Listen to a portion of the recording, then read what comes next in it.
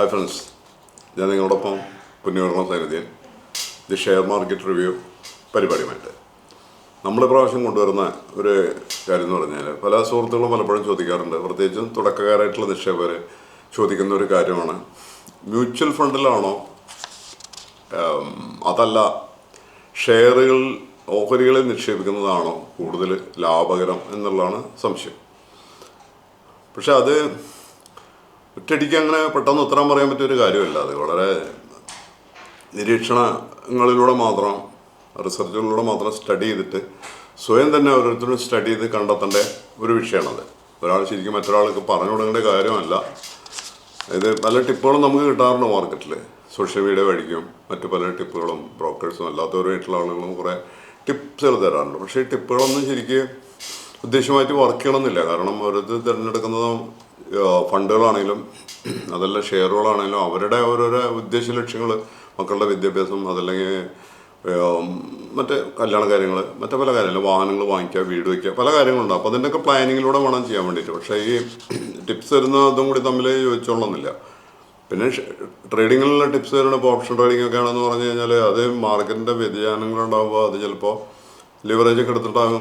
ചിലപ്പോൾ ബ്രോക്കേഴ്സിൻ്റെ അടുത്ത് ലിവറേജ് എടുത്തിട്ട് 2 ലക്ഷം 5 ലക്ഷം ഒക്കെ എടുത്തിട്ടാകും ചിലപ്പോൾ ഓപ്ഷൻ വാങ്ങിക്കുന്നുണ്ടാവും. അപ്പോൾ അത് ചിലപ്പോൾ ആ ഡേറ്റ് കഴിഞ്ഞാൽ വിൽക്കാൻ പറ്റില്ലെങ്കിൽ നഷ്ടത്തിലേക്ക് പോകാം. നമ്മൾ നേരത്തെ പറഞ്ഞിട്ടുള്ള കാര്യങ്ങളാണ്. അപ്പോൾ അതുകൊണ്ട് ഓപ്ഷൻ ട്രേഡിങ് സാധാരണ ആളുകൾ ഒഴിവാക്കുക, ട്രേഡിങ് ഒഴിവാക്കുക, എന്തെങ്കിലും ഇൻവെസ്റ്റ് ചെയ്യുന്നതാണ് നല്ല രീതി എന്നാണ് എനിക്ക് ഇതിൽ പറയാനുള്ളത്. ട്രേഡിങ്ങിൽ താല്പര്യമുള്ള ആൾക്കാരുണ്ടാവും നമുക്കറിയാം. ട്രേഡിങ്ങിനെ കുറിച്ചുള്ള വേറെ വിശദമായിട്ടുള്ളത് നമുക്ക് പറയാം. ഇപ്പോൾ നമ്മൾ മ്യൂച്വൽ ഫണ്ടാണോ അതല്ല ഓഹരികളാണോ മേടിച്ചത് എന്നുള്ളതിനെ കുറിച്ചുള്ള ഒരു അന്വേഷണമാണ്. ഇപ്പം എൻ്റെ ഒരു സുഹൃത്ത്, ദുബായിലുള്ള ഒരു സുഹൃത്ത് അനിൽ എൻ്റെ അടുത്ത് ഇപ്പോൾ ഈയിടെ കഴിഞ്ഞ ദിവസം ചോദിക്കണ്ടായി. അദ്ദേഹത്തിൻ്റെ ഒരു കസിന് വിനീത എന്നാണ് അവരുടെ പേര്. അപ്പോൾ അവർക്കൊരു കമ്പനിയിൽ കുറേ കാലം വർക്ക് ചെയ്തതിൻ്റെ ഒരു 35 ലക്ഷത്തോളം റുപ്യ അവർക്ക് കമ്പനിയിൽ നിന്ന് ഒഴിവായി. കമ്പനിയിൽ നിന്ന് ജോലി കുറവാണെന്ന് പറഞ്ഞിട്ട് കമ്പനി പിരിച്ചുവിടണ്ടായി. അപ്പോൾ ആ സമയത്ത് ഏകദേശം ഒരു 35 ലക്ഷം റുപ്യ അവർക്ക് ഏകദേശം കിട്ടും. അതാണ് ഇപ്പോൾ അവർ കണക്കുള്ളത്. അപ്പോൾ ഈ കാശ് എന്തിനു വിനിയോഗിക്കാം? അപ്പോൾ ഞാൻ ചോദിച്ചപ്പോൾ ഒരു ഏകദേശം അവർക്ക് ഒരു 40-45 വയസ്സായിട്ടുണ്ട്. അപ്പോൾ അങ്ങനെ നോക്കുമ്പോൾ അവർക്ക് വീണ്ടും ഒരു കമ്പനിയിൽ ജോലി ചെയ്യാനും തുടർന്ന് വരുമാനം ഉണ്ടാക്കാനൊക്കെ ഉള്ള സാധ്യതകളുണ്ട്. ഈ സാഹചര്യത്തിൽ ഇപ്പോൾ എങ്ങനെയാണ് അവർക്ക് എന്താണ് ചെയ്യേണ്ടതെന്നാണ് ചോദ്യം. അപ്പോൾ അങ്ങനെ ചോദിക്കുമ്പോൾ ശരിക്കും പറഞ്ഞു കഴിഞ്ഞാൽ ഈ കാശ് വെച്ചിട്ട് അവർക്ക് നല്ല മ്യൂച്വൽ ഫണ്ടുകളിലോ സ്ഥിരമായിട്ടൊരു ഇടുകയും ചെയ്യാം, അതല്ലെങ്കിൽ കൂടുതൽ കുറേ ഭാഗം ഷെയറുകൾ വാങ്ങിക്കാൻ വേണ്ടിയിട്ട് വിനിയോഗിക്കാം, അതിൽ ഷെയറുകൾ മാത്രമായിട്ട് ചെയ്യാം. അപ്പോൾ അതിനുള്ള ഒരു പരിജ്ഞാനം, ഒരു കാര്യങ്ങളൊന്നും അവർ കണ്ടെത്തി അവർക്ക് ചെയ്യാൻ പറ്റുന്നതാണ്. അപ്പോൾ അതിലുള്ള നല്ല അപ്രീസിയേഷൻ ഉണ്ടാവും. ഇങ്ങനെയൊക്കെയാണ്. അപ്പോൾ നമ്മൾ അതിനെ കുറിച്ച് മനസ്സിലാക്കേണ്ട കുറച്ച് കാര്യങ്ങളെന്ന് പറയുമ്പോൾ, ഉദാഹരണത്തിന് നമ്മൾ കോവിഡിൻ്റെ കാലം കഴിഞ്ഞപ്പോൾ തന്നെ നമ്മൾ നേരത്തെ പറയാറുള്ള പോലെ തന്നെ റെക്കോർഡ് വിപണിയിലാണ് വിപണി എത്തിയത്. ആ ഒരു കാലഘട്ടത്തിൽ കണ്ടമാനം ഡിമാറ്റ് അക്കൗണ്ടുകൾ തുറക്കേണ്ടായിട്ടുണ്ട്. ഈ ഡിമാറ്റ് അക്കൗണ്ടുകൾ തുറന്ന് ഇതിലൂടെ കാശ് കിട്ടാൻ കഴിയാതെ പോയ സുഹൃത്തുക്കൾ, അവരുടെ സുഹൃത്തുക്കൾ പറഞ്ഞു കേട്ടും മറ്റും ഒക്കെ ആയിട്ട് അവർക്ക് അതിലുള്ള വലിയ വിഷമമുണ്ടായി. ഞങ്ങൾക്ക് ലാഭം ഉണ്ടായില്ല, വരുമാനം ഉണ്ടായില്ല, ഇതിലൂടെ നേട്ടം ഉണ്ടാക്കാൻ കഴിഞ്ഞില്ല എന്ന് പറഞ്ഞിട്ട്. പക്ഷേ അങ്ങനെയുള്ള ആൾക്കാർ വീണ്ടും വന്നു ചേർന്നു. പക്ഷേ വീണ്ടും വന്നു ചേർന്നപ്പോൾ അത്ര ഒരു വളർച്ച പിന്നീട് ഉണ്ടായിട്ടില്ല. പക്ഷേ പിന്നീട് വീണ്ടും വളർന്നു വരുന്നുണ്ട്. അപ്പോൾ മാർക്കറ്റ് എന്ന് പറയുമ്പോൾ അതെപ്പോഴും സാധ്യതയുള്ള ഒന്നാണ്. മാർക്കറ്റിന് അതിൻ്റേതായ സസ്റ്റൈനബിലിറ്റി, പ്രത്യേകിച്ച് ഇന്ത്യൻ മാർക്കറ്റ് ഇപ്പോൾ 4ാം സ്ഥാനത്തേക്ക് വന്നിട്ടുണ്ട്. മറ്റു പല മാർക്കറ്റും, US മാർക്കറ്റ്, അതുപോലെ തന്നെ ചൈനയുടെ മാർക്കറ്റ്, അതുപോലെ തന്നെ നസ്ദാക്ക് US-ൻ്റെ, ചൈനയുടെ മാർക്കറ്റ്, പിന്നെ അതുപോലെ തന്നെ മറ്റു പല രാജ്യങ്ങളുടെ മാർക്കറ്റിനൊപ്പം 4ാം സ്ഥാനത്ത് ഇപ്പോൾ ഇന്ത്യ എത്തിയിട്ടുണ്ടെന്നാണ് പറയുന്നത്. പക്ഷേ പല അടുത്ത് തന്നെ അതിലും ഉയരത്തിലെത്താൻ സാധ്യതയുണ്ട്. ഇപ്പോൾ ഈ സമീപത്ത് തന്നെ കഴിഞ്ഞ കാലത്ത് തന്നെ 72,000 ലെവലിലേക്ക് എത്തിച്ചേർന്നല്ലോ. അപ്പോൾ അതുകൊണ്ട് മാർക്കറ്റിന് അതിൻ്റെ സസ്റ്റൈനബിലിറ്റി ഉണ്ട്. ഇന്ത്യൻ കമ്പനികൾ നമുക്കറിയാം, നല്ല കമ്പനികളാണ്. ടാറ്റ മോട്ടോഴ്സ് ആവട്ടെ, മഹീന്ദ്ര ആവട്ടെ, ബാങ്കുകൾ, SBI, ഇങ്ങനെ ഇതൊക്കെ നോക്കിക്കഴിഞ്ഞാൽ നമുക്ക് നല്ല ശക്തമായ കമ്പനികളുണ്ട്. അപ്പോൾ അതിൻ്റേതായ വളർച്ചകളുണ്ടാകും. അപ്പോൾ അതിനോടൊപ്പം നമ്മൾ നിൽക്കുക എന്നുള്ളതാണ്. ഒരു ബാങ്കിൽ പോയി കൊണ്ടിട്ട് കഴിഞ്ഞാൽ ഫിക്സഡ് ഡെപ്പോസിറ്റാണ് എന്താ കിട്ടുക, 7-8% കിട്ടും. അപ്പോൾ ഇതിൽ നമ്മൾ ക്ഷമയൊക്കെ ഉണ്ടെങ്കിൽ ചിലപ്പോൾ അതിലും കൂടുതൽ കിട്ടും. നമ്മൾ ക്ഷമിച്ചിരുന്നിട്ട് ചെയ്യണം. അപ്പോൾ മ്യൂച്വൽ ഫണ്ടാണോ ഏതാണെന്നുള്ളതാണ് ഇപ്പോഴത്തെ നമ്മുടെ ചോദ്യം. അപ്പോൾ ഈ മ്യൂച്വൽ ഫണ്ടിൽ നമ്മൾ നിക്ഷേപിക്കുകയാണെങ്കിൽ മ്യൂച്വൽ ഫണ്ടിൽ ഏത് തിരഞ്ഞെടുക്കണം, ഏതൊക്കെ ഷെയറുകൾ വാങ്ങിക്കണം, ഇനി അതല്ല ഫണ്ട് മാനേജർമാർക്ക് AMCക്കാർക്ക് മ്യൂച്വൽ ഫണ്ടുകൾ വാങ്ങിക്കാനുള്ള ഓപ്ഷൻ ഉണ്ട്, ETF വാങ്ങിക്കാനുള്ള ഓപ്ഷൻ ഉണ്ട്, ഗോൾഡ് വാങ്ങിക്കാനുള്ള ഓപ്ഷൻ ഉണ്ട്, പലതും അവർക്ക് വാങ്ങിക്കാൻ പറ്റും. അപ്പോൾ നമുക്ക് തീരുമാനിക്കാൻ പറ്റില്ല നമ്മളുടെ ഈ ഫണ്ട് ഉപയോഗിച്ചിട്ട് നമ്മളിപ്പോൾ ഉദാഹരണത്തിന് 30 ലക്ഷം 35 ലക്ഷം നമ്മൾ ഇവരിട്ടെന്ന് കൂട്ടാം. മ്യൂച്വൽ ഫണ്ടിലാണ് ഇടുന്നതെങ്കിൽ അവർക്ക് തീരുമാനിക്കാൻ പറ്റില്ല ഏത് സാധനം ഇപ്പോൾ വാങ്ങണം ഏത് വിൽക്കണം എന്ന് അവർക്ക് തീരുമാനിക്കാൻ പറ്റില്ല. അപ്പോൾ അത് ഫണ്ട് മാനേജർമാർ തീരുമാനിക്കും, അവരുടെ ഇഷ്ടത്തിനനുസരിച്ചിട്ട് അവർക്ക് വിൽക്കുകയോ വാങ്ങുകയൊക്കെ ചെയ്യാൻ പറ്റും. പക്ഷേ ഫണ്ടിൽ ഏകദേശം ഒരു തെറ്റില്ലാത്ത ഒരു വരുമാനം ഉണ്ടാവും. നമ്മളെപ്പോഴും ഒരു 2-3 ചില 4-5 വർഷക്കാലത്തേക്കൊക്കെ ഉദ്ദേശം വെച്ചിട്ടായിരിക്കും നമ്മൾ ചെയ്യേണ്ടത്. ഇത് അങ്ങനെയാണ്, ബാങ്കിൽ FD ഇടുന്ന പോലെയല്ല. പക്ഷേ എന്ന് വെച്ചിട്ട് നമുക്ക് FD ഇടുന്ന പോലെ ഒരു വർഷത്തെ ഫിക്സഡ് ആയിട്ടൊന്നും ഇടേണ്ട കാര്യമില്ല. നമുക്കൊക്കെ അറിയാം ഇതെപ്പോൾ വേണമെങ്കിലും നമുക്ക് പിൻവലിക്കാം. അതാണ് അതിൻ്റെ അപ്പോഴത്തെ മാർക്കറ്റ് വില അനുസരിച്ച് നമുക്ക് കിട്ടും. അതാണ് അതിൻ്റെ. പിന്നെ നമ്മൾ കൊടുത്തു കഴിഞ്ഞാൽ നാളെ കഴിഞ്ഞ് മറ്റന്നാൾ 2 ട്രേഡിംഗ് ഡേയ്സ് കൊണ്ട് നമുക്ക് കാശ് തിരിച്ച് നമ്മുടെ അക്കൗണ്ടിൽ വരും. അതാണ് അതിൻ്റെ ഒരു പ്രത്യേകതയുള്ളത്. അതല്ലാതെ ഒരു വർഷം കാത്തിരിക്കുക, അതിൽ വേറെ നഷ്ടങ്ങളൊന്നുമില്ല. ഈ മ്യൂച്വൽ ഫണ്ടാണെങ്കിൽ 1% എക്സിറ്റിലൂടെ ഉണ്ടാവും. അപ്പോൾ നമ്മുടെ ലാഭത്തിൽ നിന്ന് 1% പോകുന്നുള്ള ഒരു മൊത്തം അതിൽ നിന്ന് 1% പോകും നമുക്ക്. അപ്പോൾ അത് കണക്കാക്കി നമ്മൾ ലാഭം കണക്കാക്കിയാൽ മതി. അപ്പോൾ അതല്ല 3 വർഷമൊക്കെ കഴിഞ്ഞിട്ടാണ്, ഒരു വർഷത്തിന് ശേഷമാണെങ്കിൽ തന്നെ പല AMCക്കും എക്സിറ്റിലോടില്ല. അപ്പോൾ ഇങ്ങനെയൊക്കെ മ്യൂച്വൽ ഫണ്ടിൻ്റെ കാര്യങ്ങൾ എന്ന് പറയുന്നത്, മ്യൂച്വൽ ഫണ്ടിൽ ഫണ്ട് മാനേജർമാരാണ് ഇത് തീരുമാനിക്കുന്നത് എന്തൊക്കെ ചെയ്യണത്. പക്ഷേ ഫണ്ട് നമ്മൾ തിരഞ്ഞെടുക്കുമ്പോൾ നമുക്ക് ചില ധാരണകളുണ്ടായിരിക്കണം. നമുക്ക് അതിൽ പിന്നെ പ്രത്യേകിച്ചൊന്നും ചെയ്യാനില്ല. ഫണ്ട് തിരഞ്ഞെടുക്കുക, അതില്ലെങ്കിൽ അതിൽ SIP ആയിട്ട് ചെയ്യുക, സിസ്റ്റമാറ്റിക്കായിട്ടൊരു മന്ത്ലി ഒരു എമൗണ്ട് നമ്മൾ നിക്ഷേപിച്ചുകൊണ്ടിരിക്കുക. അതല്ലെങ്കിൽ ഒരു ഫിക്സഡ് എമൗണ്ട് ഇടുക. പക്ഷെ എപ്പോഴും ഫിക്സഡ് എമൗണ്ട് ഇട്ടാലും കഴിയുന്നതും നമ്മളൊരു മന്ത്ലി ഒരു എമൗണ്ട് നിക്ഷേപിക്കുന്നതായിരിക്കുന്നല്ല. അത് SIP ആയിട്ട് തന്നെ നമ്മൾ നേരത്തെ പറയാറുള്ള പോലെ തന്നെ SIP ആയിട്ട് തന്നെ നിക്ഷേപിച്ചോളണമെന്നില്ല. അതിങ്ങനെ നമ്മളുടെ രീതിയിലുള്ളൊരു SIP, ബാങ്കിന് നമുക്ക് നിർദ്ദേശം കൊടുത്താൽ മന്ത്ലി ഒരു നിശ്ചിത റേറ്റിന് ഈ ക്യാഷ് ഇതിൽ നിന്ന് ഡിഡക്റ്റ് ആയിക്കോളും. അതല്ലെങ്കിൽ നമ്മളൊരു നിശ്ചിത എമൗണ്ടിന് മാർക്കറ്റ് കുറയുന്ന സമയത്ത് ഓരോ മാസങ്ങളിലും മിക്കവാറും മാർക്കറ്റിന് ഒരു കുറവുണ്ടാവും, ഒരു ഫോളിങ് ഉണ്ടാവും. അപ്പോൾ ആ സമയത്ത് നമുക്ക് കൂടുതൽ ഷെയറുകൾ നമുക്ക് വാങ്ങിക്കാം, അങ്ങനെയും ചെയ്യാം, ഡിപ്പെൻഡ് ബൈ. അപ്പോൾ അങ്ങനെയുള്ള ഒരു നിക്ഷേപ രീതിയിലൂടെ കൊണ്ടുപോകണമെങ്കിൽ മ്യൂച്വൽ ഫണ്ടിലും നമുക്കത് ചെയ്യാം. മാർക്കറ്റ് കുറഞ്ഞു വരുമ്പോൾ മ്യൂച്വൽ ഫണ്ട് നമ്മൾ വാങ്ങിച്ചിട്ടുള്ളതെന്ന് വെച്ചെങ്കിൽ അതിൽ ചെയ്യാം. അതിൽ ഷെയറുകളാണ് നമ്മൾ വാങ്ങിക്കുന്നത് വെച്ചാൽ നല്ല ഷെയറുകൾ വാങ്ങിച്ചാൽ നല്ല അപ്രീസിയേഷൻ ഉണ്ടാവും. അതും സ്വാഭാവികമായിട്ടുള്ള കാര്യമാണ്. കാരണം എന്താ വെച്ചാൽ നല്ല ഷെയറുകൾ നമ്മൾ നോക്കുക. അപ്പോൾ അത് കണ്ടെത്താനൊക്കെ ഉള്ള ഒരു മാർക്കറ്റിനെ കുറിച്ച് നല്ല അവഗാഹമുള്ള ആൾക്കാർക്കാണ് ഷെയർ മേടിക്കുക നല്ലത്. അപ്പോൾ ഷെയർ മേടിക്കുക എന്ന് പറയുമ്പോൾ മ്യൂച്വൽ ഫണ്ടും ഷെയറും തമ്മിലുള്ള വ്യത്യാസം എന്ന് പറഞ്ഞാൽ, മ്യൂച്വൽ ഫണ്ട് നമ്മൾ ഇതിൽ ട്രേഡിങ് നടത്താൻ അങ്ങനെ പറ്റില്ലല്ലോ. കാരണം അതിങ്ങനെ നിക്ഷേപിച്ചുകൊണ്ടിരിക്കുക. അപ്പോൾ അതൊരു വർഷം ഒക്കെ കൂടുമ്പോൾ നമ്മളൊന്ന് ചെക്ക് ചെയ്യുക, അതിന് ഗ്രോത്ത് ഉണ്ടോ വളർച്ച ഉണ്ടോ ഇല്ലേ എന്നുള്ളത് നോക്കണം. അതിൽ നിരവധി ഫണ്ടുകൾ നമുക്കറിയാം. നിരവധി ഫണ്ടുകൾ, ഇപ്പോൾ എല്ലാ ഫണ്ടുകളൊന്നും ഇപ്പോൾ ഈ ആവറേജ് നമ്മുടെ ഈ മറ്റേ ഇൻഡെക്സുകൾ കൊടുക്കുന്ന പോലെ സെൻസെക്സിൻ്റെ ആ ഒരു ലെവലിൽ പോവാത്ത, അതിലും താഴെ പെർഫോം ചെയ്യുന്ന നിരവധി കമ്പനികളുണ്ട്. എല്ലാ ഫണ്ടുകളും മികച്ചതാണെന്ന് പറയാൻ പറ്റില്ല. പക്ഷെ അതിനേക്കാൾ കൂടുതൽ നിക്ഷേപകർക്ക് റിട്ടേൺ കൊടുക്കുന്ന കുറേ ഫണ്ടുകളുണ്ട്. ഇത്തരം ഫണ്ടുകൾ കണ്ടെത്തിയിട്ട് വേണം നമ്മൾ ചെയ്യാൻ വേണ്ടിയിട്ട്. പക്ഷേ അതേ സമയത്ത് ഇതുവരെ കൊടുത്തുകൊണ്ടിരിക്കുന്ന ഫണ്ടുകൾ അതേപോലെ തുടർന്ന് കൊടുക്കും എന്ന് നമുക്ക് പറയാൻ കഴിയില്ല. പക്ഷേ അത് നമ്മൾ വിലയിരുത്തണം. അപ്പോൾ ഫണ്ടിൻ്റെ പെർഫോമൻസ് മോശമാണെന്ന് വെച്ചാൽ ഒരു ഫണ്ട് ഒരു വർഷം ഏകദേശം കഴിയുമ്പോൾ നമ്മൾ നോക്കി അതിന് പെർഫോമൻസ് മോശമാണെങ്കിൽ നമുക്ക് മറ്റൊരു ഫണ്ടിലേക്ക് അത് സ്വിച്ച് ചെയ്യാൻ പറ്റും. ഒന്നുമില്ല വിറ്റിട്ട് വാങ്ങാം, അതല്ലെങ്കിൽ വേറെ ഫണ്ടിലേക്ക് അതേ കമ്പനിയുടെ തന്നെ, ഉദാഹരണത്തിന് ICICI, HDFC ഇവരുടെ ഫണ്ടിലാണ് നമ്മൾ നിക്ഷേപിച്ചിട്ടുണ്ടെന്ന് വെച്ചെങ്കിൽ, അല്ലെങ്കിൽ മഹീന്ദ്രയുടെ, അങ്ങനെ ഇതിലൊക്കെയാണ് നിക്ഷേപിച്ചിട്ടുണ്ടെങ്കിൽ അതിൽ നിന്ന് നമുക്ക് എന്ത് ചെയ്യാൻ പറ്റും, അവരുടെ തന്നെ വേറെ തരം ഫണ്ടുകളുണ്ടാവും. ഈ ഫണ്ടിനേക്കാൾ നല്ല പെർഫോമൻസ് ഉള്ള ഫണ്ടുകളുണ്ടാവും. ഇപ്പോൾ ലാർജ് ക്യാപ്പാണ് അല്ലെങ്കിൽ സ്മോൾ ക്യാപ്പാണ്, ഫണ്ട് പെർഫോമൻസ് കുറവാണ്, നമുക്ക് വേണ്ട, നമുക്ക് മാറ്റാം. നമുക്കതുകൊണ്ട് തന്നെ സ്വിച്ച് ചെയ്യാനുള്ള നിർദ്ദേശം നമ്മുടെ ബ്രോക്കേഴ്സിന് കൊടുത്താൽ മതി. അപ്പോൾ അവർ ആ ഫണ്ട് എന്ത് ചെയ്യും, നമുക്ക് ഫ്ലെക്സി ക്യാപ്പിലേക്ക് മാറ്റണം. അപ്പോൾ ഫ്ലെക്സി ക്യാപ്പിൽ കിട്ടണം.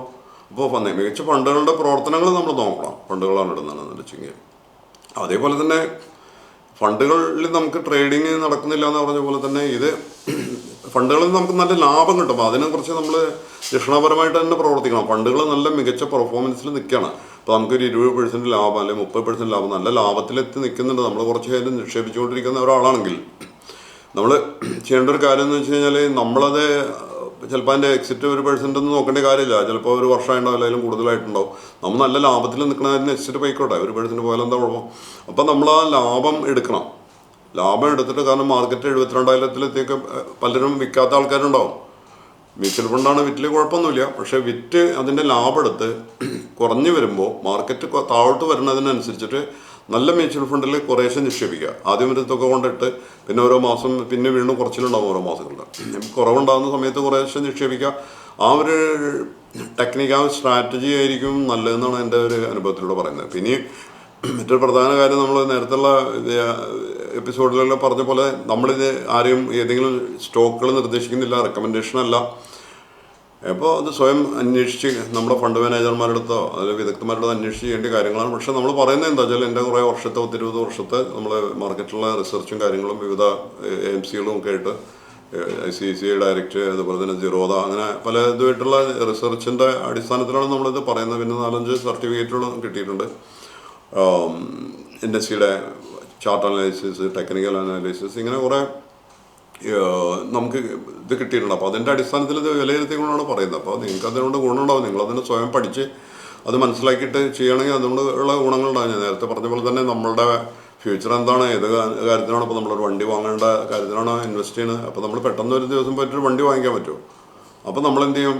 നമ്മൾ പോയിട്ട് കടമെടുക്കും. കടമെടുത്ത് കഴിഞ്ഞാൽ സാധാരണഗതിയിൽ പറയണത് എന്താ വെച്ചാൽ, ഇപ്പോൾ എൻ്റെ സുഹൃത്ത് എമിറേറ്റ്സ് NBDയിലുള്ള എൻ്റെ ഒരു സുഹൃത്ത് എൻ്റെ അടുത്ത് ഞാൻ സംസാരിച്ചു. പുള്ളി പറയണത്, നിങ്ങളൊരു വണ്ടി എടുക്കുകയാണെങ്കിൽ ഒരു വണ്ടി ബാങ്കിന് വാങ്ങിച്ചു കൊടുക്കുന്നു, അതാണ് എൻ്റെ സ്ഥിതിവിശേഷം എന്ന് പറഞ്ഞു. അത് അദ്ദേഹം പറയുന്ന ഒരു സത്യമായിട്ടുള്ള കാര്യമാണ്. കാരണം എന്താ വെച്ചാൽ, നമ്മളിപ്പോൾ 60,000-നോ 70,000-നോ ഒരു മീഡിയം ടൈപ്പ് വണ്ടി വാങ്ങിച്ചു കഴിഞ്ഞാൽ നമ്മളത് അടവ് തീരുമ്പോഴേക്കും 70 പോയിട്ട് ഒരു 1,20 ഉണ്ടാവും. നാട്ടിലാണ് അതിനും പരിതാപകരമാണ് കഷ്ടമാണ് കാര്യം, പരിതാപകരമാണ് നാട്ടിലെ കാര്യം. കാരണം എന്ന് വെച്ചാൽ ഇതിനൊക്കെ നല്ല ഇൻട്രസ്റ്റ് പോവും. അപ്പോൾ നമ്മളെ നാട്ടിൽ ഇപ്പോൾ ഒരു 10 ലക്ഷം വാങ്ങിയിട്ടുണ്ടെങ്കിൽ ഒരു 15, 16, ചിലപ്പോൾ 17 ലക്ഷം അവർക്ക് അടച്ചു കൊടുക്കണം. എന്തിനാ അതിൻ്റെ ആവശ്യമുള്ളത്? അങ്ങനെ അത്യാവശ്യം കിട്ടുന്നില്ല ചെയ്യാം. പക്ഷെ അത് പ്ലാൻ ചെയ്തുകൊണ്ട് ചെയ്യുന്നവർക്ക് ആ ബുദ്ധിമുട്ടുണ്ടാവില്ല. നേരത്തെ കൂട്ടി നമ്മളൊരു 5 വർഷമാണ് ഒരു വണ്ടിക്ക് അടവ് കൊടുക്കുന്നത്. ഒരു 5 വർഷം മുന്നേ നമുക്കൊരു പ്ലാൻ ചെയ്ത് നിക്ഷേപിക്കുന്ന എത്രയോ ആളുകളുണ്ട്. അപ്പോൾ അങ്ങനെ പ്ലാൻ ചെയ്തിട്ട് കുറേശ്ശെ നിക്ഷേപിച്ച് കഴിഞ്ഞാൽ ആ കാശ് എത്തുമ്പോൾ നമുക്കതിന് വാങ്ങിക്കാം. അതിൻ്റെ അപ്രീസിയേഷൻ കിട്ടും. നമ്മൾ ഇൻട്രസ്റ്റ് അങ്ങോട്ട് കൊടുക്കുന്നതിന് പകരം നമുക്ക് ലാഭം ഇങ്ങോട്ട് കിട്ടും. ഈ 10-15 ലക്ഷം കിട്ടിയില്ലേ, നമ്മളൊരു 10 ലക്ഷത്തിന് വേണ്ടി നമ്മൾ SIP നടത്തി, നമ്മൾ ഒരു വാഹനം വാങ്ങിക്കാമെന്നുള്ള ഉദ്ദേശം വെച്ച് SIP നടത്തി വരുമ്പോൾ ഈ 10 ലക്ഷം നമ്മൾ ക്യാഷായിട്ട് വരുമ്പോഴേക്ക് അത് ചിലപ്പോൾ 13-14 ലക്ഷം ആയിട്ടുണ്ടാവും. അതാണ് അതിൻ്റെ ഒരു സവിശേഷത, അതാണ് അതിൻ്റെ ഒരു ബ്യൂട്ടി. അതാണ് മനസ്സിലാക്കേണ്ടത്. അപ്പോൾ ഇങ്ങനെയുള്ള ഉദ്ദേശങ്ങൾ, അതുപോലെ കുട്ടികളുടെ വിദ്യാഭ്യാസമൊക്കെ ആളുകൾ നിക്ഷേപിക്കുന്നതെന്ന് പറഞ്ഞാൽ ഇങ്ങനെയൊക്കെ തന്നെയാണ്. പിന്നെ ഇപ്പോൾ മറ്റൊരു കാര്യത്തിൽ പറയാനുള്ളതെന്ന് പറഞ്ഞാൽ, ഇപ്പോൾ നമ്മൾ വലിയ ഫണ്ടുകൾ എടുക്കുകയാണെങ്കിലും ചെറിയ ഫണ്ടുകൾ എടുക്കുകയാണെങ്കിലും ഒക്കെ ഈക്വലാണ്. വലിയ ഫണ്ടിൽ എടുത്താലും നമുക്ക് വലിയ ലാഭം ഉണ്ടാകുമെന്ന് പറയാൻ പറ്റില്ല. പക്ഷേ എങ്കിലും ഒരു 1000 കോടിയോ അതിലും കൂടിയ അസറ്റുള്ള കമ്പനി എടുക്കുന്നതായിരിക്കും നല്ലത്. ഉദാഹരണത്തിന് ഇപ്പോൾ നമ്മൾ HDFCയോ അല്ലെങ്കിൽ ടാറ്റയുടെ ഒക്കെ ഫണ്ടുകൾ എടുത്താൽ മാത്രമേ നമുക്ക് അതിൽ സുരക്ഷിതത്വം ഉണ്ടെന്ന് വിചാരിക്കേണ്ട ആവശ്യമില്ല. അതേസമയത്ത് ചെറിയ ഫണ്ടുകളുണ്ട്, ഈ ക്വാണ്ടം ഫണ്ടുകൾ, അങ്ങനെ പല ചെറിയ കമ്പനി ഫണ്ടുകളുണ്ട്, MC ഫണ്ടുകളുണ്ട്, വിദേശ ഫണ്ടുകളുണ്ട്. ഇതൊക്കെ സുരക്ഷിതത്വമുണ്ട്. ഈ ഫണ്ടുകളൊക്കെ സെബിയുടെ ഒരു നിയന്ത്രണത്തിലാണ് ഇതെല്ലാം കൈകാര്യം ചെയ്യുന്നത്. ഒന്ന് CDSL, NSDL, അങ്ങനെ കുറേ അതിനുള്ള കുറേ ഗവൺമെൻറ്റിൻ്റെ കുറേ ഇൻസ്റ്റിറ്റ്യൂഷൻസ് ഉണ്ട്. അവരാണത് കൈകാര്യം ചെയ്യുന്നത്. അത് ഫണ്ട് അല്ലാതെ ഫണ്ട് മാനേജർമാർക്ക് എടുത്തിട്ട് തിരുമറി ചെയ്യാനോ അല്ലെങ്കിൽ ഒരു ദിവസത്തിൽ സുപ്രഭാതത്തിൽ കൂട്ടി പോകുക അങ്ങനെയുള്ള കാര്യങ്ങളൊന്നും നടക്കുന്ന കാര്യങ്ങളല്ല. കാരണം അത് അവരുടെ കയ്യിലല്ല അത് ഫണ്ട് കിടക്കുക. അപ്പോൾ അതുകൊണ്ട് ചെറിയ കമ്പനിയാണെങ്കിലും ചെറിയ കമ്പനികൾ ചിലപ്പോൾ കൂടുതൽ ലാഭം കൊടുക്കുന്ന കമ്പനികളുണ്ട്. അപ്പോൾ UTI എന്ന് പറഞ്ഞാൽ ഗവൺമെൻറ് ഒരു സെമി ഗവൺമെൻറ് പോലുള്ളതാണ്. അപ്പോൾ അത് ഗവൺമെൻറ് പൂർണ്ണമായിട്ട് വേറിട്ടോന്ന് അറിയാൻ പറ്റില്ല. അങ്ങനെയുള്ള കുറേ കമ്പനികളുണ്ട്. അവരൊക്കെ കൂടുതൽ ലാഭം കൊടുത്ത് കാണാറുണ്ട്. അപ്പോൾ ഏതാണ് കമ്പനികൾ നല്ല ലാഭം കൊടുക്കുന്ന വലിയ AMCന് വേണമെന്നില്ല, നമുക്ക് നോക്കിയിട്ട് വാങ്ങിക്കാവുന്നതാണ്. ഇതൊക്കെയാണ് ഇപ്പോൾ മ്യൂച്വൽ ഫണ്ടുകളെ കുറിച്ച് നമുക്ക് പറയാനുള്ളത്. പിന്നെ ഷെയറിനെ കുറിച്ച് പറയാമെന്നുണ്ടെന്ന് വെച്ചെങ്കിൽ, ഷെയർ നമ്മളത് നല്ല കമ്പനി തിരഞ്ഞെടുത്ത് അതിന് കുറേ സമയം വേണം, പരിജ്ഞാനം വേണം, അത് ക്ഷമ വേണം. ഇതൊക്കെ കൂടി ഉണ്ടാവണം. നമുക്ക് കുറച്ച് കാലം അതിന് വെയിറ്റ് ചെയ്യണം. ഉദാഹരണത്തിന് ഏറ്റവും ചുരുങ്ങിയ 2-3 വർഷം. അപ്പോൾ നമുക്ക് എപ്പോഴും വേണമെങ്കിൽ എടുക്കാം, അത് വേറെ കാര്യം. നമ്മൾ പറയാറുണ്ടല്ലോ, അപ്പോഴത്തെ റേറ്റ് അനുസരിച്ച് എടുക്കാം. ചിലപ്പോൾ കൂടുതലുണ്ടാവും, അല്ലെങ്കിൽ ചിലപ്പോൾ കുറഞ്ഞിട്ടുണ്ടാവും. പക്ഷേ 2-3 വർഷം വരുമ്പോഴേക്കും സാധാരണ കമ്പനികളൊക്കെ എന്ന് പറഞ്ഞാൽ അതിൻ്റെ പെർഫോമൻസ് കുറഞ്ഞെടുക്കുകയാണെങ്കിൽ തന്നെ അത് കൂടി വരും. അപ്പോൾ അതിൻ്റെ ഒരു SIP ലെവലിൽ പോയി കഴിഞ്ഞാൽ സിസ്റ്റമാറ്റിക്കായിട്ട് ഓരോ മാസം ഡിപ്പോൺ ബൈയോ അല്ലെങ്കിൽ SIP ആയിട്ട് നമ്മൾ ചെയ്യണമെന്നുണ്ടെന്ന് വെച്ചെങ്കിൽ നമുക്ക് കുറഞ്ഞ വിലയിലും ഷെയറുകൾ കിട്ടും. ഈ കുറഞ്ഞ വിലയിൽ ഷെയറുകൾ കിട്ടുമ്പോൾ നമുക്ക് കൂടുതൽ ഷെയറുകൾ വാങ്ങിക്കാൻ പറ്റും. ഇനിയിപ്പോൾ കൂടിയ വിലയിലാണ് ഷെയർ കിടക്കുന്നത്. അപ്പോൾ നമ്മൾ ഉദാഹരണത്തിന് ഇപ്പോൾ ഒരു TCSൻ്റെ ഉദാഹരണത്തിന് നമ്മളൊരു 2,500-ന് ഒരു ഏകദേശം പറയണം, ഇപ്പോഴത്തെ വില എന്താണെന്ന് നമ്മൾ നോക്കിയിട്ടില്ല, 2,500 രൂപയ്ക്ക് നമ്മൾ വാങ്ങിച്ചെന്ന് കൂടിയോ, അത് ചിലപ്പോൾ 3,000 ആയി കഴിഞ്ഞാൽ 3,000-ന് നമുക്ക് ഷെയറുകൾ കുറവാണെങ്കിലും അത് കുഴപ്പമില്ല, ആ ലെവലിൽ നമുക്ക് കിട്ടും. അതേ സമയത്ത് 2500 2000 ആയി കഴിയുമ്പോഴും നമുക്ക് കിട്ടും. അപ്പോൾ വിവിധ റേഞ്ചുകളിൽ നിന്ന് നമുക്ക് വാങ്ങിക്കാൻ കഴിയുന്നുള്ളതാണ് SIPയുടെ പ്രത്യേകത. അപ്പോൾ അതെങ്ങനെ ബാലൻസ് ചെയ്ത് പോകും, ഒരു അക്യുമുലേഷൻ മെത്തേഡിലൂടെ ഒരു ഇതിങ്ങനെ നമുക്കതിൻ്റെ വളർച്ച സ്വാഭാവികമായിട്ടും കിട്ടും. പക്ഷേ ഷെയർ ആകുമ്പോൾ നമുക്ക് ഇപ്പോൾ ഈ പറഞ്ഞ പോലെ ഡിപ്പോൺ ബൈ, അപ്പോൾ അതിന് നമുക്ക് ഷെയർ, ഇപ്പം ഇതിൽ തന്നെ ഷെയർ നമുക്ക് ദീർഘകാലത്തേക്ക് ഇട്ട് വെച്ചിട്ട് അങ്ങനെ നിലനിർത്തി കൊണ്ടാകാവുന്ന ഷെയറുകളുണ്ട്. അത് പെട്ടെന്ന് വിൽക്കണമെന്നില്ല. അപ്പോൾ അതിലിടയ്ക്ക് നമുക്ക് വിറ്റ് ലാഭം എടുക്കണം. ചില ആൾക്കാർ, മിക്കവാറും ആളുകൾ പറയുന്നത് എന്താ വെച്ചാൽ ഇന്ന് നമ്മൾ പൈസ മുടക്കി നാളെ നമുക്ക് അതിലൂടെ വലിയ ലാഭം ഉണ്ടാവണമെന്ന് ചിന്തിക്കുന്ന ആൾക്കാരാണ്. ദൈനംദിനമായിട്ട് ഇറക്കിയിട്ട് ലാഭം കിട്ടുമോ എന്ന് ചിന്തിക്കുന്ന ആൾക്കാരുണ്ട്. ഒരു ട്രേഡായിട്ട് ചെയ്യാൻ പറ്റുമോ, ഇപ്പോൾ ഓപ്ഷനല്ലാതെ തന്നെ ഷെയറിലൂടെ നമുക്ക് ട്രേഡ് ചെയ്യാം. ലിവറേജ് എടുക്കാതെ ചെയ്യുന്നതായിരിക്കും നല്ലത്. ലിവറേജ് എടുക്കരുത്. ലിവറേജ് എടുത്തു കഴിഞ്ഞാൽ അത് അവരുടെ ഏതാണ് നമ്മളുടെ മ്യൂച്വൽ മറ്റേ ബ്രോക്കേഴ്സ് എന്ന് പറഞ്ഞാൽ അവർ നിശ്ചിത സമയം മാത്രമേ ഇതിന് തരുള്ളൂ. മിക്കവാറും ഈ ഇൻട്രാഡേ ട്രേഡിംഗ് ഒക്കെ ആണെങ്കിൽ സ്റ്റോക്ക് ട്രേഡിങ് ഒരു ദിവസമാണ് കിട്ടുക. ആ ഒരു ദിവസം വൈകുന്നേരം ആകുമ്പോഴേക്കും അതിൻ്റെ ടൈം കഴിയുമ്പോൾ അവർ കട്ട് ഓഫ് ചെയ്യും. അപ്പോൾ നമ്മളുടെ എത്ര കാശ് നഷ്ടമെന്ന് വെച്ചാൽ അത്ര പോകും, അല്ലെങ്കിൽ എത്ര കാശ് ലാഭം കിട്ടിച്ചാൽ അത് കിട്ടും. പക്ഷേ അത് നമ്മൾ നോക്കിയിരിക്കണം. അങ്ങനെ കുറേ പ്രശ്നങ്ങളുണ്ട്. അപ്പോൾ അതിന് സമയമില്ലാത്തവർ അതിന് ചെയ്യരുത്. ഒരിക്കലും ട്രേഡിങ് നമ്മൾ പ്രോത്സാഹിപ്പിക്കുന്നില്ല. ട്രേഡിങ്ങിലൂടെയാണ് ആളുകളുടെ കാശ് പോകുന്നത്. ചിലരൊക്കെ പറഞ്ഞു കേൾക്കാം എൻ്റെ കാശ് എത്ര പോയി. അത് മിക്കവാറും സംഭവിക്കുന്നത് വെച്ചാൽ അത്യാഗ്രഹം കൊണ്ട് ഇവർ വന്നിട്ട് നീന്തറിയാത്ത ആൾ കടലിൽ ചാടിയിട്ട് അഭ്യാസം കാണിക്കുന്ന പോലെ അവർ വന്നിട്ട് ഓപ്ഷനൊക്കെ എടുത്ത്, അതുപോലെ തന്നെ ഈ ഇൻട്രാഡേ ട്രേഡിങ്ങിൻ്റെ സ്റ്റോക്കുകളൊക്കെ വാങ്ങിച്ച് അങ്ങനെ ചെയ്യണം. പക്ഷെ അങ്ങനെയല്ല അത് ചെയ്യേണ്ടത്. ശരിക്കും നമ്മുടെ കയ്യിലുള്ള കാശ് വെച്ചിട്ട് മാത്രം വാങ്ങിക്കുക. അപ്പോൾ അതിലൂടെ നമുക്ക് ട്രേഡ് ചെയ്യാം. ഉദാഹരണത്തിന് നമ്മൾ എസ്കോട്ട് ഇതുണ്ടാക്കുന്ന വണ്ടിയാണ്, ഈ ട്രാക്ടറുകളൊക്കെ ഉണ്ടാക്കുന്ന വണ്ടിയാണ്. അതുപോലെ തന്നെ മഹീന്ദ്രയുടെ ട്രാക്ടറുകൾ ഉണ്ടാക്കുന്ന വണ്ടികൾ അപ്പോൾ ഓരോ സീസൺ, മൺസൂൺ സീസണായൊക്കെ ഇതിനൊക്കെ വളർച്ച ഉണ്ടാവും. നമ്മൾ നേരത്തെ സൂചിപ്പിച്ചിട്ടുണ്ട് തോന്നുന്നുണ്ട്. അപ്പോൾ നമ്മൾ അതിൻ്റെ ആ കുറഞ്ഞ് കിടക്കുന്ന സമയത്ത് ഈ സീസണൊക്കെ മാറി നോർമൽ അവസ്ഥയിലേക്ക് വരുമ്പോൾ ഇതിൻ്റെ സ്റ്റോക്ക് വാല്യൂ കുറയും. സ്റ്റോക്ക് വാല്യൂ കുറവുള്ള സമയത്ത് നമ്മൾ കുറേശ്ശെ വാങ്ങിച്ച്, നമ്മുടെ കയ്യിലുള്ളതനുസരിച്ച് വാങ്ങിച്ച്, സ്റ്റോക്ക് വാല്യൂ കൂടുമ്പോൾ നമുക്ക് അത് വയ്ക്കാം. അത് ചിലപ്പോൾ ഒരു മാസം കൊണ്ട് നടക്കും, ചിലപ്പോൾ ഒരാഴ്ച കൊണ്ട് നടക്കും. അപ്പോൾ നേരത്തെ സൂചിപ്പിച്ചുള്ള പോലെ തന്നെ അത് കമ്പനിയുടെ റിസൾട്ടൊക്കെ വരുമ്പോഴോ അങ്ങനെയൊക്കെ ആകുമ്പോൾ പെട്ടെന്ന് വളർച്ച ഉണ്ടാവും. അപ്പോൾ ഇങ്ങനെ വളർച്ച ഉണ്ടാകുമ്പോൾ നമുക്കത് വിൽക്കാം. അപ്പോൾ നമുക്ക് തന്നെ ഇൻട്രാഡേ ട്രേഡിംഗ് അല്ലാതെ ട്രേഡിംഗ് ലെവലിൽ വിൽക്കാൻ പറ്റിയ കുറേ സ്റ്റോക്കുകളുണ്ട്. ഈ പെർസിസ്റ്റൻ്റ് സിസ്റ്റംസ്, അതൊക്കെ നല്ല വളർച്ചയുള്ള പോലെ ഈ ഒബറോയാണ് നല്ല ഫ്ലക്ച്വേഷൻ ഉണ്ടാവും. അപ്പോൾ കുറയുമ്പോൾ വാങ്ങിക്കാം. ഫ്ലക്ച്വേഷൻ ഉണ്ടാവാണ്ട് പേടിക്കേണ്ട കാര്യമില്ല. അപ്പോൾ കുറയുമ്പോൾ വാങ്ങിക്കണം. നമ്മൾ പരിഭ്രമിക്കാതെ വീണ്ടും കുറയുമ്പോൾ വീണ്ടും വാങ്ങിക്കണം. അതാണ് ചെയ്യാനുള്ളത്. പെട്ടെന്ന് വിറ്റൊഴിയരുത്. കാരണം ഇതൊക്കെ നല്ല സസ്റ്റൈനബിലിറ്റിയുള്ള നല്ല കമ്പനികളാണ്. റിയബിലിറ്റി നല്ല ഫ്ലക്ച്വേഷൻ കാണിക്കും. ഈ ഫ്ലക്ച്വേഷൻ തന്നെ നമ്മൾ വാങ്ങിച്ച് 4% നമുക്ക് കുറഞ്ഞു കഴിഞ്ഞാൽ എന്താ സംഭവിക്കുന്നത്, ഈ 4% നമുക്ക് കുറഞ്ഞാൽ നമ്മൾ പേടിച്ച് അത് ഒഴിവാക്കി കഴിഞ്ഞാൽ എന്തായി, ആ കാശ് പോകും. അപ്പോൾ അതിന് പകരം 4% കുറഞ്ഞപ്പോൾ നമ്മൾ കുറച്ചുകൂടി സ്റ്റോക്ക് മേടിച്ച് നമ്മളെല്ലാം കാശ് ഇതിനനുസരിച്ച് മേടിക്കുക. അപ്പോൾ മിക്കവാറും വരുമാനമുള്ള ആൾക്കാരായിരിക്കുമല്ലോ. അപ്പോൾ അവരെന്തെങ്കിലും ഇത് വാങ്ങിക്കുക. ഒറ്റയടിക്ക് നമ്മൾ എന്ത് ചെയ്യരുത്, ഒറ്റയടിക്ക് ഉള്ള കാശ് കൊണ്ട് മുഴുവൻ വാങ്ങിക്കരുത്. കുറേശ്ശെ വാങ്ങിക്കാൻ പാടുള്ളൂ. അതാണ് എല്ലാ വിദഗ്ധന്മാരും പറഞ്ഞത്. അപ്പോൾ അങ്ങനെ വരുമ്പോൾ ഈ 4% നമുക്ക് നഷ്ടം വന്ന പോലെ തന്നെ പെട്ടെന്ന് 4-5% അത് വളർച്ച ഉണ്ടാവും. അപ്പോൾ ആ വളർച്ച നമുക്ക് ഉപയോഗപ്പെടുത്താം. അപ്പോൾ നമ്മളൊരു ഏവറേജ് ബാലൻസ് ചെയ്ത് കൊണ്ടുപോകാൻ പറ്റണമെന്നുണ്ട് വെച്ചെങ്കിൽ പെട്ടെന്നൊരു 3-4 വളർച്ചയിലേക്ക് ഒരു 5-10 വരും. നമുക്ക് എത്ര കണ്ട് ഏകദേശം നമുക്ക് വിറ്റ് അതിൽ നിന്ന് എക്സിറ്റ് ചെയ്യാന്ന് വെച്ചാൽ നമ്മുടെ ഒരു താല്പര്യം. ചില ആൾക്കാർക്ക് ഒരു 5% കിട്ടിയാൽ വിൽക്കണം എന്നുള്ള ആൾക്കാരാണ്. ചില ആൾക്ക് 6% കിട്ടണമെന്നുണ്ടാവും. അപ്പോൾ അതൊക്കെ അതിലൂടെ കിട്ടും. ശരിക്കും ശരാശരി നമ്മൾ കണക്ക് നോക്കി കഴിഞ്ഞാൽ നല്ല സ്ട്രാറ്റജിക്കലി ചെയ്യുന്ന ആൾക്കാരാണെന്നുണ്ടെങ്കിൽ, ഇപ്പം മ്യൂച്വൽ ഫണ്ടിലാണെങ്കിൽ 12 മുതൽ 18 വരെ നോർമൽ ഒരു പ്രോഫിറ്റ് റിട്ടേൺ ഉണ്ടാവാറുണ്ട്. അതേ സമയത്ത് നമ്മൾ കുറച്ചൊക്കെ ഒന്ന് എക്സിറ്റ് ചെയ്യേണ്ട സമയത്ത് എക്സിറ്റ് ചെയ്തിട്ടൊക്കെ എടുക്കുകയാണെന്നിട്ട് 20-30% കിട്ടുമെന്നാണ് വിദഗ്ധന്മാർ പറഞ്ഞത്. അത് ഏറെക്കുറെ ശരിയാണ്. ചിലപ്പോൾ ഷെയറുകളാണെങ്കിൽ ചിലപ്പോൾ അതിലും കൂടുതൽ കിട്ടും. ചിലപ്പോൾ ഷെയറുകളും 20-35 വരെ കിട്ടും. പക്ഷെ അതിലും കൂടുതൽ നമ്മൾ പ്രതീക്ഷിക്കരുത്. അതിലും കൂടുതൽ പ്രതീക്ഷിച്ച് നിന്ന് കഴിഞ്ഞാൽ അത് ചിലപ്പോൾ കൂടുതൽ നമ്മൾ കിടക്കുന്ന കാശ് ഇപ്പോൾ ഇനിയും കൂടും നിന്ന് കഴിഞ്ഞാൽ അത് താഴോട്ട് പോകും. മാർക്കറ്റ് താഴോട്ട് പോയാൽ പിന്നെ നമ്മൾ വാങ്ങിച്ച നിലവാരത്തിലേക്കോ വീണ്ടും അതിലും താഴത്തേക്കൊക്കെ പോയി കഴിഞ്ഞാൽ പിന്നെ ആ അവസരം നമ്മൾ മുതലെടുക്കും. ഇത് ഓപ്പർച്യൂണിറ്റീസാണ്. അവസരങ്ങൾ നമ്മൾ ഉപയോഗപ്പെടുത്തുക എന്നുള്ളതാണ്. അവസരങ്ങൾ വരും. അവസരങ്ങൾ എപ്പോഴും വരില്ല. ഇപ്പോൾ ഒരു ഷെയർ ആകട്ടെ അല്ലെങ്കിൽ ഒരു ഫണ്ടാകട്ടെ, ഇത് കയറി പോയിട്ട് വരുമ്പോൾ അതിൻ്റെ കയറ്റം നമ്മൾ മുതലെടുക്കണം. സ്വാഭാവികമായിട്ടും അതിനോടൊപ്പം സഞ്ചരിക്കണം നമ്മൾ. അത് ഇറങ്ങുമ്പോൾ നമ്മൾ എന്ത് ചെയ്യണം, അതിൽ നിന്ന് ഒഴിഞ്ഞു നിൽക്കണം. എന്നിട്ട് നല്ല കുറയുമ്പോൾ വാങ്ങിക്കുക. ഇതൊക്കെയാണ് അതിൻ്റെ ഒരു സ്ട്രാറ്റജി. ഇൻവെസ്റ്റേഴ്സിനാണെങ്കിലും അത് ഉപയോഗപ്പെടുത്തണം. ട്രേഡേഴ്സാണെങ്കിൽ പ്രത്യേകിച്ചും അത് ചെയ്യണം.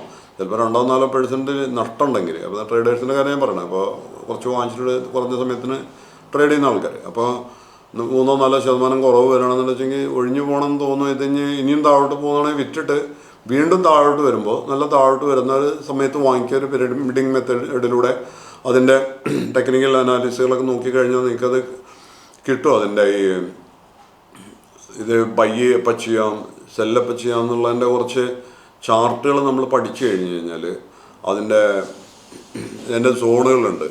Selling സോണുണ്ട്, buying സോണുണ്ട്. ഇതൊക്കെ നമ്മളിതിൽ നോക്കിക്കഴിഞ്ഞാൽ ചാർട്ടുകളിൽ നോക്കിക്കഴിഞ്ഞാൽ നമുക്ക് കിട്ടും. ചാർട്ടിനെ കുറിച്ചൊക്കെ നമ്മൾ നേരത്തെ പലതും ചെയ്തിട്ടുണ്ട്. തുടർന്ന് നമുക്ക് ചാർട്ടുകളെ കുറിച്ച് വിശദമായിട്ട് ഓരോ കാര്യങ്ങൾ നമുക്ക് ചെയ്യാം. അപ്പം അങ്ങനെ ചാർട്ടിലൂടെ നമുക്ക് ഓരോന്ന് പഠിച്ചു കഴിയുമ്പോൾ ഇത് ഏകദേശം എത്ര താഴോട്ട് പോവും, എവിടുന്ന് അത് കയറി വരും എന്നുള്ള കുറേ നിലവാരങ്ങൾ അതിനകത്ത് കാണും. അപ്പോൾ അത് വെച്ചിട്ടൊക്കെ അതിനാണ് പിരമിഡ് മെത്തേഡ് എന്ന് പറഞ്ഞത്. സ്റ്റോക്ക് അവിടെ സ്റ്റോക്ക് പ്രത്യേകിച്ചും മ്യൂച്വൽ ഫണ്ടിന് തന്നെ നോക്കേണ്ട കാര്യമില്ല.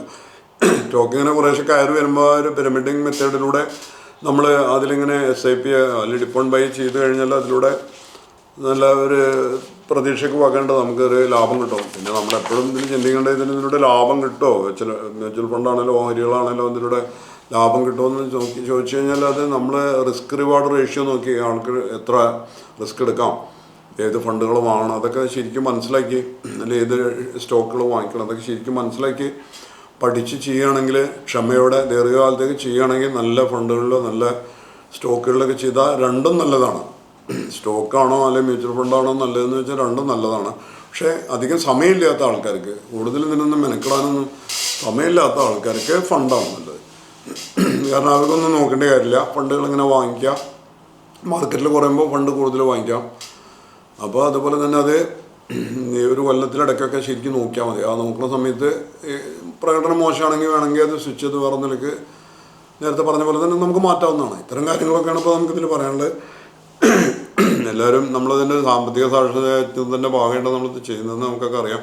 അപ്പോൾ എല്ലാവരും ഷെയർ ചെയ്യുക, ലൈക്ക് ചെയ്യുക, അഭിപ്രായങ്ങൾ എഴുതുക. എന്തെങ്കിലും സംശയങ്ങളുണ്ടെങ്കിൽ ഇതിലൂടെ വന്നിട്ട് ചോദിക്കാം, കമൻറ്റ് ബോക്സിൽ ചോദിക്കാം. പിന്നെ എൻ്റെ ഇമെയിൽ ID ഉണ്ടാവും, ഡിസ്ക്രിപ്ഷനിൽ ഇമെയിൽ ID ഉണ്ടാവും. എന്തെങ്കിലും സമയമനുസരിച്ചിട്ട് മറുപടി അയക്കാം, കുഴപ്പമില്ല. അപ്പോൾ എല്ലാവരും ഇതിനോട് ഇൻറ്ററാക്ട് ചെയ്യുക, സഹകരിക്കുക. ഇത്രയൊക്കെയാണെന്നിൽ പറയാനുള്ള. അടുത്തൊരു വീഡിയോ ആയിട്ട് വീണ്ടും കാണുന്നവരെ നന്ദി, നമസ്കാരം. ഞാൻ നിങ്ങളോടൊപ്പം പുണ്യവർമ്മ സൈനുദ്ദീൻ സൈനിങ് ഓഫ്.